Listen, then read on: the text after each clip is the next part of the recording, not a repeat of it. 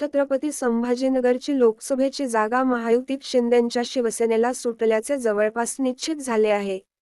परंतु अजूनही शिंदेंच्या शिवसेनेकडून उमेदवारांच्या नावावर शिक्कामोर्तब होत नसल्याने कार्यकर्त्यांमध्ये संभ्रम निर्माण झाला आहे. मतदान एका महिन्यावर येऊन ठेपलेले असताना देखील उमेदवारांचा पेच अद्यापही कायम आहे. माजी मुख्यमंत्री उद्धव ठाकरे यांच्या शिवसेनेकडून माजी खासदार चंद्रकांत खैरे यांना उमेदवारी जाहीर करण्यात आली आहे. त्यांनी स्तंभपूजन करत प्रचार देखील सुरू केला आहे. तर एमआयएम पक्षाने पुन्हा एकदा विद्यमान खासदार इम्तियाज जलील यांना लोकसभेच्या निवडणुकीत उतरवले आहे.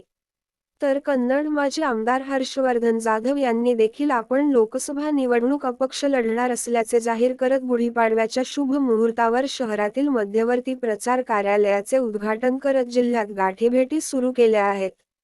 जिल्ह्यात लोकसभेचे एवढे राजकीय वातावरण तापलेले असता देखील शिंदे यांच्या शिवसेनेकडून अद्यापही उमेदवार जाहीर झालेला नाही हे विशेष.